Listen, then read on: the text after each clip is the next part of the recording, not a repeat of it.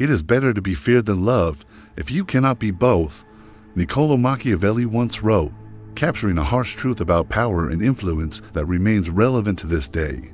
There is a truth so brutal, so uncomfortable, so painfully obvious and yet so carefully ignored, that most people go through entire decades of their lives without ever having the courage to face it head on. That truth is this: either you learn to move people, or you will inevitably be constantly moved by the desires, interests, fears, and agendas of others. This is not a metaphor. This is not rhetorical exaggeration. It is simply a raw description of how human dynamics operate anywhere, in any culture, in any moment of history. Influence is not an accessory. It is not an optional skill. It is not something reserved for leaders, entrepreneurs, speakers, or public figures. Influence is, in fact, the invisible currency that defines who holds power, who thrives, who has a voice, and who ends up ignored, silenced, stepped over, or forgotten. What Machiavelli already knew, and modern psychology confirms, is that absolutely every human interaction is, at its core, an invisible negotiation of power, territory, space, and influence. That does not mean every interaction is an open conflict, a declared fight, or a direct competition. No, most of the time, the game is silent, subtle, disguised as sympathy, politeness, or friendliness, but it is always there. Whenever you walk into a room, whether it's a meeting, a family, dinner, a social gathering, or a group of friends, an immediate, delicate adjustment begins to happen. People, even unconsciously, start mapping who has more weight in that space, who has the loudest voice, who holds authority, who sets the tone, who leads without calling themselves a leader, and who influences even in silence. Here lies a deeply unsettling truth. If you are not aware of this game, if you don't know how to position yourself inside it, if you don't understand how the invisible web of influence is built, then you are not playing. You are being played. Without realizing it, you become a piece on someone else's board. Your presence is molded by other people's desires. Your words are interpreted based on the authority others grant you or don't. Your space is given or denied according to criteria you don't even notice are being applied. Influence is not about speaking well. It is not about being extroverted, charming, agreeable, or flashy. Those are only surface layers. Real influence begins in the invisible, in how you perceive yourself, in how you position your energy, your presence, your silence, your listening, your speaking, your boundaries, your gaze. What no one told you is that if you do not learn to generate perceived value before even opening your mouth, then what you say, what you do, what you deliver will simply carry no weight. It will not break through.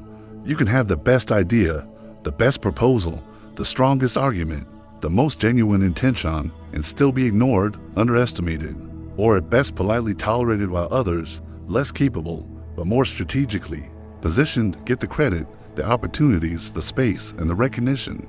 And here is where the rupture begins. The rupture with the myth that it is enough to be good, competent, honest, hardworking, or talented to be noticed, valued, and respected. Because that is perhaps one of society's greatest silent lies. The uncomfortable but completely liberating truth is that the world does not reward those who deserve. The world rewards those who position themselves, who generate perceived value, who consciously master the invisible game of influence. But pay attention, influence is not cheap manipulation. It is not about tricking, fooling, or seducing people in a hollow way. Influence is, in its purest essence, the ability to guide perceptions, move thoughts, inspire feelings, spark action, and above all to do it without forcing, without begging, without endlessly trying to prove yourself. And if you have not noticed, look closely at your own life. How many times have you had to explain, justify, prove yourself, work twice as hard just to be heard, while others, with half your effort, seem to have the entire world revolve around them? How many times, even while delivering value, did you see your opinion become the last to be considered, your idea the last to be accepted, your presence the last to be recognized? That is not a coincidence. That is lack of influence. That is a sign that until now, you are unaware of the game and therefore not playing. But this awareness changes everything, because the moment you see that influence is, in fact, a construction, an invisible engineering that begins long before words or actions, you also see there is nothing stopping you from accessing this game except your own lack of consciousness. And this is precisely what you can begin building from now on. If you understand that you either move people or you live being moved by them, then the next question is inevitable. How? In practical terms, do you become the kind of person others want to hear, want to follow, want to support even before you need to explain or prove yourself? The answer begins here, with the building of your hidden relevance code, the invisible system that makes you simply impossible to ignore. There is a hidden logic that quietly governs every social, professional, and relational dynamic in the world. A logic that no one ever taught you in school, that you won't find in traditional books, that no one discusses in casual conversations.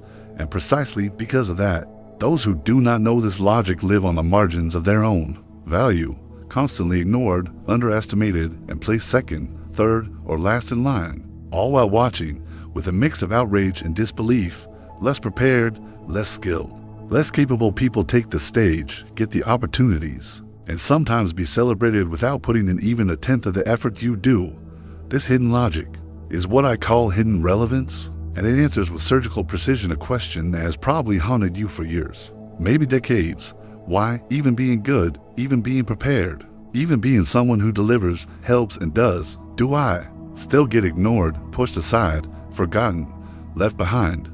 The answer is uncomfortable, yes, but above all, it is liberating, because it shows you, with brutal clarity, that the game was never truly about merit, about competence, or about effort.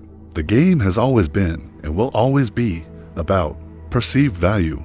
And whoever does not learn to build that perception simply does not exist in the game. What almost no one told you is that human beings do not deal with your reality. They deal with the perception they have of you.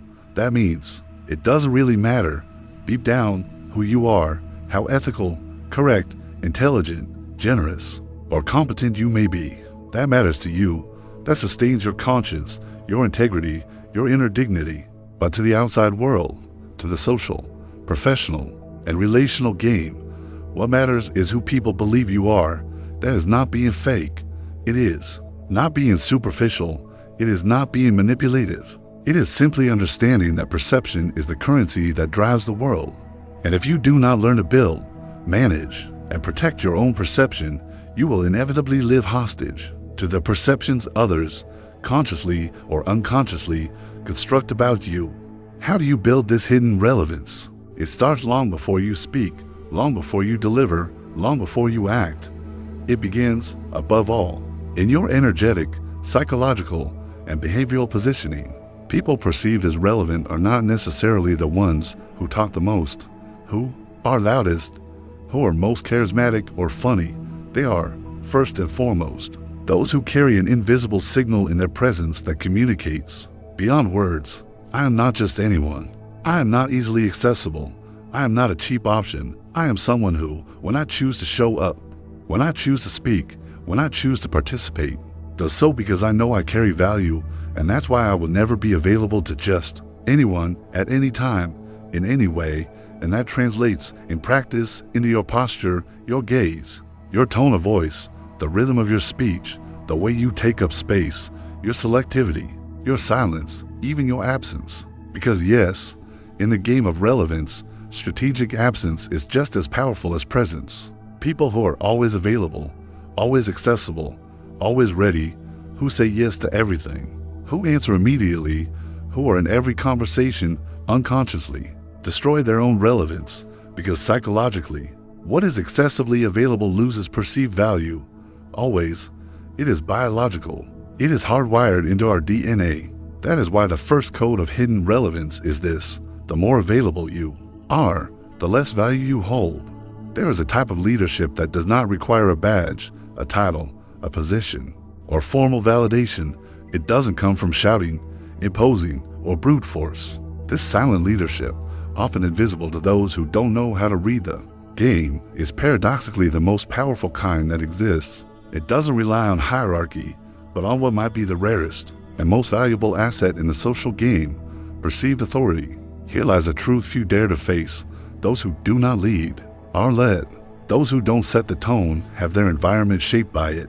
They dance to the rhythm others choose, and often those others are less prepared, less aware, less integral, but simply more strategic. What almost nobody tells you is that real leadership The kind that truly moves environments is not shown through force, demands, imposition, or direct control.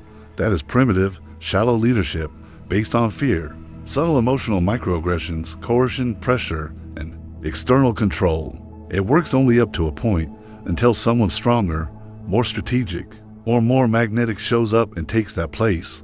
On the other hand, there is a kind of leadership that cannot be taken, stolen, or faked. It is born from a silent equation that happens automatically in the brain of anyone observing. This person knows who they are, where they stand, and what they want.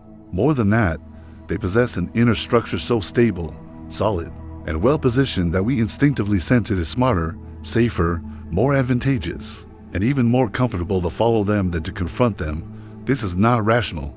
It is not processed by conscious logic. It is biological, neurological, psychological. Since ancient times, human groups have naturally sought those who radiate security, stability, clarity, and vision. Therefore, when someone occupies this space, not through words, but through energy, posture, and presence, the entire group unknowingly aligns. Conversations begin to revolve around that person. Decisions are validated, directly or indirectly, by what they say, approve, point out, or ignore. The most fascinating part is that this leadership does not depend on talking a lot. Often, those who exert the most invisible leadership are those who speak less, but when they speak, every word counts, every look guides, every silence reorganizes. This leadership is born from three non-negotiable pillars. First, clarity of identity, who you are in the game, what your space is, what you tolerate, and most importantly, what you absolutely no longer tolerate. When you have absolute clarity about who you are and what you represent, others automatically perceive it. Those who are solid inside don't need to explain themselves or prove anything. Their very presence says, I know who I am. Second, control over your internal state.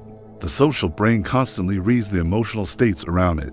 Those who are anxious, nervous, insecure, or desperate to please automatically communicate. Fragility in the social game is never respected. On the other hand, those who maintain internal stability, who stay centered and calm amid chaos, trigger an automatic biological response. If they are calm, they have control. If they have control, they are safe. If they are safe, I follow. Third, direction and reference. People follow those who have clear direction, who convey vision, who are not in the game merely to react, but to create what happens. Those who lead their own lives become almost automatically a reference for others. The world is full of lost people without clarity, direction, or center. When someone shows up with vision and presence, the environment reorganizes to follow them. When these three pillars are active, you no longer have to ask for space. Space opens for you. You no longer have to argue about authority. Your authority is felt. You no longer wear yourself out trying to be heard. Your presence makes the environment choose to listen in any context: work, relationships, business, social networks, social life. It is universal, human, biological. The most impactful part, those who lead this way, invisibly, silently, and consistently, do not wear themselves out because they don't operate through imposition, force, or demands. They operate through the silent construction of an authority that cannot be questioned. Because it wasn't imposed, it was simply perceived. And here comes an inevitable question for any social strategist. If I am the one who leads, sets the tone, and leads silently, how do I accurately read who is in my game? How do I identify allies, invisible adversaries, social parasites, and strategic pieces? How do I map hidden interests and covert dynamics? The answer begins with the next step, because now we enter the most powerful and neglected art of the social game. The ability to read and map people, this silent ability, really openly discussed, becomes one of the deadliest weapons in the game of power, influence, and human relationships. When mastered, it protects you from being manipulated, saves you from toxic alliances, and prevents you from carrying people who never intended to give back half of what you invest. More than that, it positions you as someone who not only leads, but sees the game unfolding in real time. This skill has a simple name, but devastating impact: reading and mapping people. What almost nobody tells you, and what almost nobody wants you to know, is that every environment, every group, every relationship, social, familial, professional, or emotional is essentially composed of invisible dynamics. There are hidden interests, silent alliances, games played between the lines, movements never declared but constantly shaping who has voice, space, power, and who is just a disposable piece on others' boards. If you don't know how to read these games, map these dynamics, recognize who is an ally, who is just benefiting from you, who is a disguised adversary, who operates as an emotional parasite or silent opportunist, you will inevitably become a resource, and resources are not respected. They are used and then discarded. Here lies perhaps one of the greatest uncomfortable truths of this journey. Those who cannot read, people will inevitably be misread, underestimated, and placed where it suits others. But how do you develop this almost surgical reading that lets you look at a room, a conversation, or a group and know within minutes who is playing which game? The first pillar is understanding that people are not what they say, but what they do, especially when no one is watching, when they're not performing or trying to impress. Words are cheap and easily manipulated. What truly reveals someone is their recurring behavior, their silent patterns, their movements when they think you're not paying attention. The second pillar is training a specific type of listening, pattern listening, not content listening. This means paying attention not just to what people say, but how they say it, to whom, when, and especially what they choose not to say. Often the truth lies in silence, omissions, pauses, detours, and the unsaid. The third pillar, perhaps the most uncomfortable, is accepting that people are always testing you, always. Even those who claim to love you, support you, or want the best for you. This isn't malice, it's biology and human behavior. The social brain constantly tests your limits, your tolerance, whether you protect your territory or allow yourself to be used, overstepped, and manipulated subtly, politely, silently, often without the perpetrator even consciously realizing it. Here lies a major rupture. If you don't read the test, you pass it, and by passing it, you unknowingly position yourself as someone who accepts, serves, and supports. When you activate this kind of reading, you start noticing movements that once passed unnoticed. Who only contacts you when they need something? Who disappears when you need them? Who approaches when they sense you are vulnerable, not to help, but to feed off your weakness? Who feigns partnership but never truly reciprocates? Who praises you to your face but sabotages, criticizes, or diminishes you behind your back?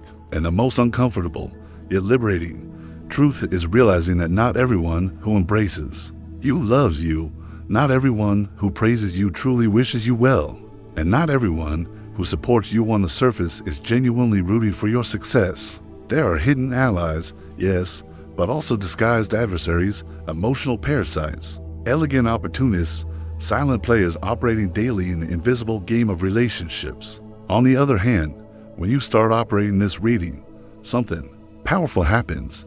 You become simply impossible to manipulate because now you see the game before it even begins.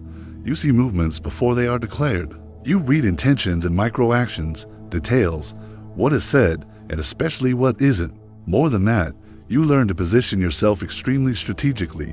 When you know who your allies are, who is irrelevant, and who are the silent adversaries, you start allocating your energy intelligently. You stop exhausting yourself trying to save those who don't want to be saved. You stop investing in relationships that were never truly mutual. You stop emotionally sustaining people who are only there while it benefits them. And from here, a new question arises, inevitable, powerful, and non-negotiable. If now I can read the game, if now I know who the pieces are, who the allies are, who the opponents are, and who the opportunists are, how do I speak? How do I lead conversations that generate movement, break resistance, activate desire, and make people not just listen to me, but literally want to act, follow, collaborate, respond, and prioritize? This is exactly the engineering of the next stage, because now we definitely enter the construction of high-impact conversation, the kind of communication that doesn't inform, doesn't explain, doesn't argue, it simply cuts through. It moves. There is a silent and at the same time devastating mistake that destroys the influence capacity of thousands of people every day. The mistake of believing communication is simply the transmission of information. The mistake of thinking that being clear, polite, well-articulated, and logical is enough for others to listen to you, consider you, respect you, and most importantly, want to move toward you. The uncomfortable and non-negotiable truth is that information alone moves no one. Information instructs, explains. At best, it educates. But those who want to create real impact, who want to move environments, generate desire, activate respect, break resistance, and build authority need something far more sophisticated. They need communication that penetrates, communication that doesn't just touch the surface of the mind, but goes straight to the nervous system, the emotional field, the instinctive realm, communication that is not only heard, but felt. If you look back at your own history, you'll realize this. How many times has someone presented you with brilliant arguments, data, logic, and facts, and yet you remained unmoved? And how many times has a simple phrase, an expression, a look, a pause, a metaphor, a small story, or an apparently casual comment struck you so deeply that it stayed imprinted in your mind, your body, your memory for days, months, sometimes a lifetime? This is no accident. This is psychological engineering. This is mastery of the art of high-impact conversation. And how is it built in practice? The first pillar is a visceral understanding that people are not moved by logic. They are moved by emotional tension.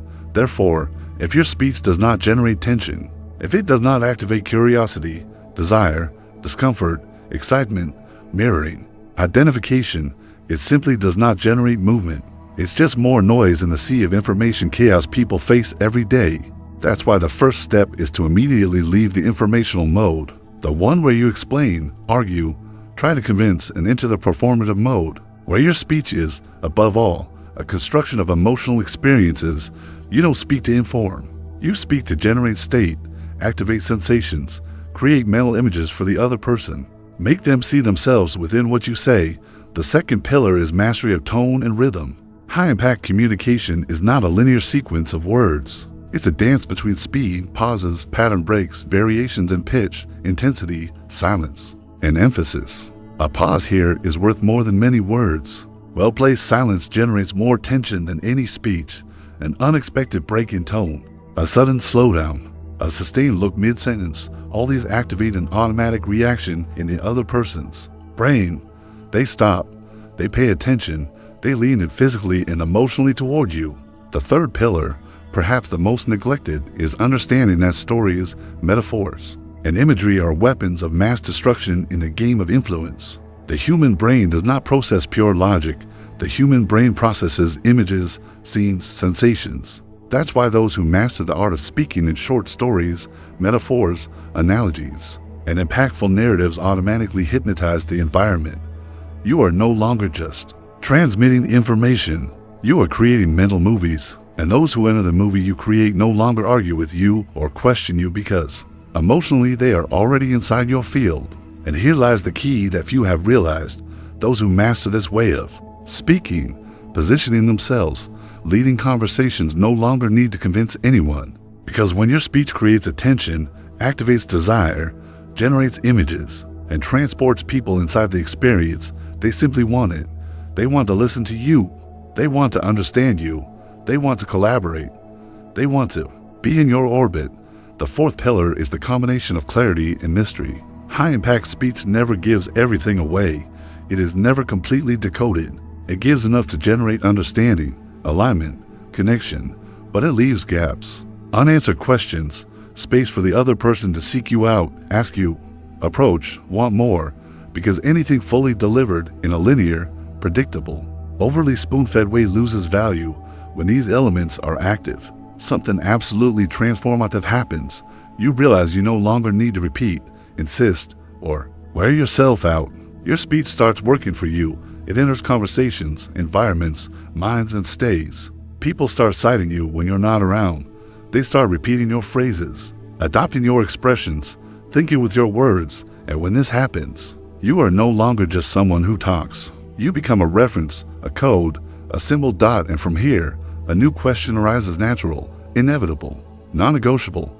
If now I know how to generate presence, influence, authority, and impact in my conversations, how do I integrate all this definitively? How do I become, once and for all, someone impossible to ignore, forget, or underestimate anywhere, in any context, in any game? This answer is exactly what awaits you in the next and final stage. Because now we enter the ultimate point of this construction, activation of unshakable influence. There comes a point in the journey where there is no turning back, a point where there's simply no room to return to who you were. No room to occupy the same spaces, tolerate the same invitations, accept the same dynamics, or interact on the same terms, because now your consciousness operates on a different level.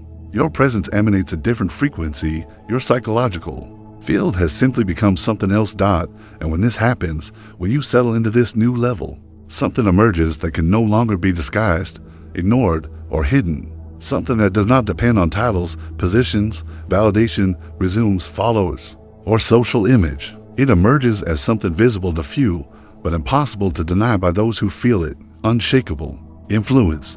This state has nothing to do with manipulation, nothing to do with playing dirty, convincing, seducing, force, effort, or acting. Unshakable influence is the state where your very existence automatically becomes a vector of environment organization. It's the state where your presence, your gaze, your silence, your way of speaking, your way of positioning yourself create an invisible architecture that makes any place, group, or person that comes into contact with you understand, even without conscious understanding, that there is a limit, a code, a force that cannot be crossed. Here, you no longer ask for respect. You no longer seek attention. You no longer chase opportunities for recognition or space, because all of that inevitably starts chasing you. Not because the world magically became more generous, but because you now emanate a frequency that says without words, I am a rare resource, and those who don't perceive this simply no longer have access. The most fascinating thing is that this influence is not in what you do, although your actions reinforce it. It's not in what you say, although your speech carries this code. It's before all else in who you have become. And here lies the most brutal and at the same time most liberating rupture of this entire journey. You realize it was never really about doing more, trying harder, running faster, pleasing more, or convincing more. It always was and always will be about who you are in the psychological field, the energetic field, the field of social perception. When you occupy this state, you realize all those old dynamics simply no longer find space. The conversations where you were interrupted are now silenced in your presence. The relationships where you were the emotional support for those who only came to you when they needed something simply dissolved because your energy no longer feeds. That kind of parasitism, those who tested you, underestimated you, treated you as Plan B now look at you with different eyes mixing respect, admiration, and often a hint of discomfort, because now they know they no longer have access to the old you. And here comes the great turning point. You no longer need to say you changed. The world feels it, and those who don't feel it perceive it in the worst possible way, through your absence, your withdrawal, your unavailability, because now you no longer discuss your value. You no longer negotiate your dignity. You no longer explain your limits. They are perceived, understood, and most powerfully of all, respected. Unshakable influence is when your presence makes people recalculate their roots. It's when your energy creates order in chaos. It's when your no's are definitive and your yeses are rare, valuable, and contested. It's when you realize you no longer need to be everywhere or for everyone, because now you are territory and only those who hold the key step on it. Those without the key simply stay outside. And here is a truth that must be told without filters, without softening, without disguises. No one gives you respect that you don't first demand, sustain, and communicate energetically. And now this has become clear, definitive, negotiable. From this point forward, you no longer live to be accepted. You live to be whole. You no longer seek connection at any cost. You surgically select who enters, who stays, who leaves, and above all, who never gains access again. And if you feel that this key has turned inside you, then understand this. You are no longer who you were when you started this journey. The old you died, and in its place was born someone carrying an internal structure that can no longer be ignored, underestimated, or discarded. Now you are the one who sets the tone, who leads environments, who reorganizes groups, who activates desire, respect, collaboration. You have simply become the living reference of presence, authority, magnetism, and influence. And from now on, one thing is certain: it will never again be about being accepted, never again about chasing, never again about explaining, proving, or justifying. Now it's simply about occupying the place that has always been yours, and until now was only available to the version of you that decisively decided never to be read as fragile, optional, or disposable.